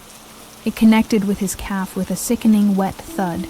He let out a thin, reedy shriek of pain and collapsed, his leg buckling beneath him. The great and terrible watcher, the artist of my nightmares, was a frail and brittle old man. The confrontation was not a grand battle, but a pathetic, messy scramble. He crawled through the slick paint, his hands and knees smearing the bright colors across the floor like a grotesque finger painting, dragging his injured leg behind him. He was no longer a god in the walls. He was just a wounded animal, desperate to get back to the safety of the dark. He reached the front door, his bony fingers fumbling with the new, heavy deadbolt I had installed. He couldn't work it. He clawed at the wood, letting out small, sobbing breaths of frustration and terror. I stood frozen in the center of the living room, chest heaving, the mallet still clutched in my hand, watching the pathetic end of my monster. With one final, desperate surge of energy, he managed to slide the bolt open. He wrenched the door open and scrambled out into the dimly lit hallway of the apartment building, disappearing into the stairwell. He was gone. The confrontation was over. I was left standing alone in my wrecked apartment, the air thick with the smell of dust, sweat, and oil paint. And through the jagged hole in the wall he'd burst from, I could see it. Another drawing, crude and unfinished, on the back of the plaster. A sketch of me, sleeping. The silence that flooded the apartment after he was gone was a new kind of quiet. For weeks, The silence had been a watchful, breathing thing, thick with presence. This was different. This was a true void, an emptiness left behind by a vacuum. The adrenaline began to drain from my body, leaving me trembling with a deep cellular shock. I looked at the chaotic scene, the shattered wall, the Pollock-esque explosion of paint on the floor, the single abandoned mallet, and I knew I would not be calling the police. How could I ever explain this? Drawn by a grim, morbid curiosity, I approached the jagged hole in the wall. I peered into the darkness beyond, into the secret world of Silas Finch. The air that wafted out was foul, a thick, layered stench of stale air, human waste, and something else. The dry, dusty smell of charcoal. My eyes adjusted to the gloom and I could make out shapes. A small, filthy cot, piles of yellowed newspapers, and hundreds upon hundreds of sketches pinned to the wooden studs of the wall. An entire life lived in the dark. I could see his network, his web. Tiny holes, no bigger than a nail head, were drilled through the plaster at strategic points, giving him a fisheye view of my entire living room. I realized with a sickening lurch that this space likely connected to other cavities in the old building, a secret system of arteries that allowed him to move between the walls of different apartments. He hadn't needed to be a ghost to see Mrs. Gable in her bed. He was just a rat, scurrying through his own private, hidden kingdom. I didn't clean the paint. I left the chaotic, colorful mess on the floor to dry, a permanent scar on the apartment, a memorial to the night I fought a ghost and found a man. I moved with a strange, detached efficiency. I walked to my bedroom, pulled out my empty suitcases, and began to pack. There was no thought, no hesitation. I could not spend another second in this place, in his studio, in his gallery. My departure was as quiet and as sudden as his had been. Months have passed. I now live in a place that is the polar opposite of my old apartment. It is a new construction, a sterile white box with thin metal stud walls that I know for a fact are not hollow. It is on the first floor. It is bright, minimalist, and soulless, and that is why I chose it. I own very little now. Most of my old furniture, my books, my canvases I sold or gave away. They were all tainted by his observance, and I needed a life that he had never seen. But I am not the same person who moved into that old charming apartment a lifetime ago. That woman is gone, scraped away like old paint. I am haunted, not by a spirit, but by a memory. I sleep with every light in the apartment burning. I cannot tolerate silence. There is always music playing, a TV murmuring, anything to fill the air and prove that I am the only one in the room. I spent a small fortune having the walls of my new bedroom professionally soundproofed, a paranoid precaution against a threat that no longer exists. I have tried to paint. I have bought new canvases, new brushes, new vibrant colors that are nothing like the grim palette I used to favor. But my hands shake. When I stand before a blank white canvas, my mind doesn't see potential or opportunity. It sees the empty, desolate field from the nightmares. It sees the pristine wall waiting for its first terrible mark. The joy of creation, the very core of who I was, has been expertly and permanently carved out of me. I never learned what truly became of Silas Finch. I scanned the news for weeks, searching for any report of an unidentified elderly man found with a shattered leg or a body discovered in some forgotten corner of the city. There was nothing. He had slithered back into the cracks of the world and vanished. The not knowing is its own special kind of torment. Is he dead in a ditch somewhere? Or did he find a new wall to hide behind? a new life to watch from the periphery. One afternoon, Sarah called. We are friends again in a way. Our conversations are careful. The haunted past a landscape we both navigate gingerously. She told me, her voice hesitant, that she'd heard from a friend that the new tenants in my old apartment had to have a wall torn down. There was a terrible smell, they'd said. Behind it, they found a small hidden chamber. And all this weird, creepy art. The news didn't bring me closure.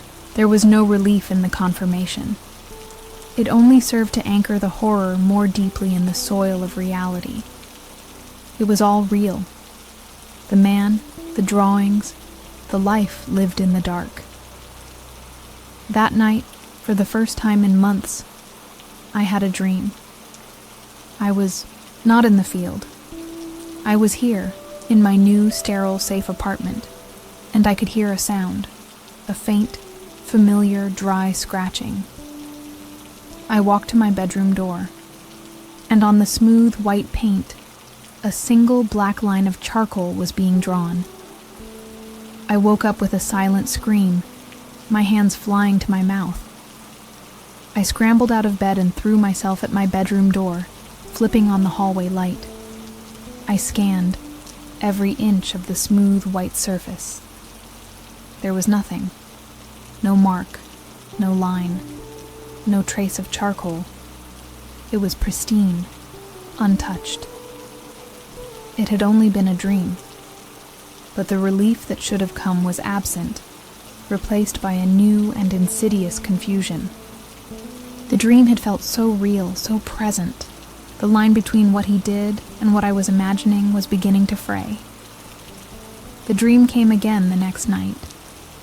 The same sterile apartment, the same gut-wrenching scratching sound. On the back of my dream door, a second line had been added, connected to the first, forming the sharp, unsettling angle of a bent limb. I woke and performed my ritual, checking the physical door, finding it clean, and yet the image of the two black lines was seared into my vision for the entire day. A strange new obsession began to take hold of me. I found myself constantly staring at the blank walls of my apartment. The empty surfaces that had once brought me comfort now felt expectant, lacking. I would run my hands over the smooth paint, the feeling of its perfect, uninterrupted surface starting to feel wrong, like an unresolved chord. They felt like empty canvases, and the sight of them began to fill me with a profound and disturbing restlessness. Against my better judgment, I started to sketch again. I bought a simple pad of paper and some graphite pencils, but I couldn't draw the things I used to. My hands, moving as if with a will of their own, would not draw landscapes or faces. They drew tall, thin figures in empty rooms. They drew shadows in corners. I sketched the watcher over and over again, dozens of times. I told myself I was trying to get it out of my system, but it didn't feel like an exorcism. It felt like practice. One rainy afternoon, I found myself in an art supply store. I walked through the aisles, past the brilliant tubes of oil paint, and the racks of vibrant paper, the things that used to make my heart sing.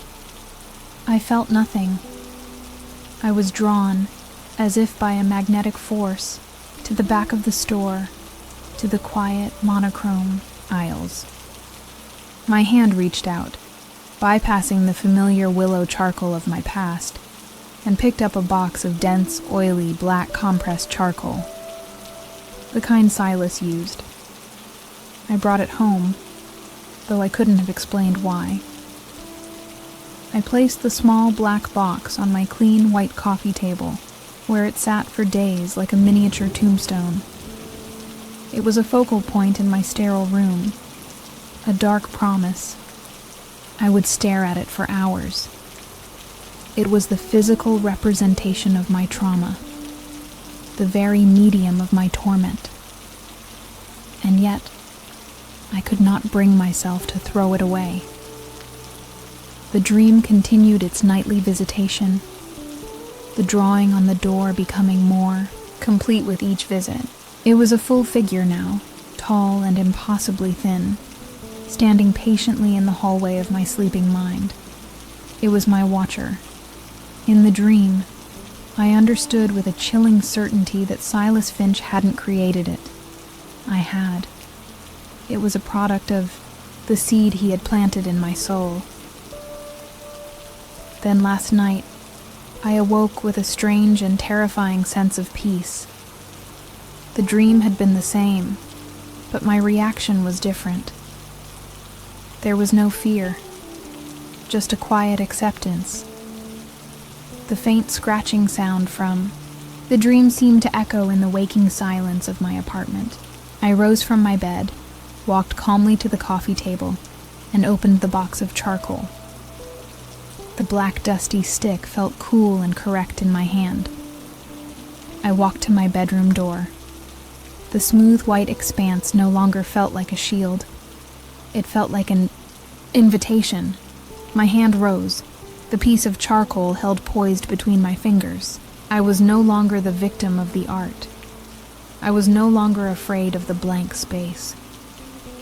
A terrible, crystalline understanding dawned in the quiet of my mind. Silas Finch didn't just haunt a building.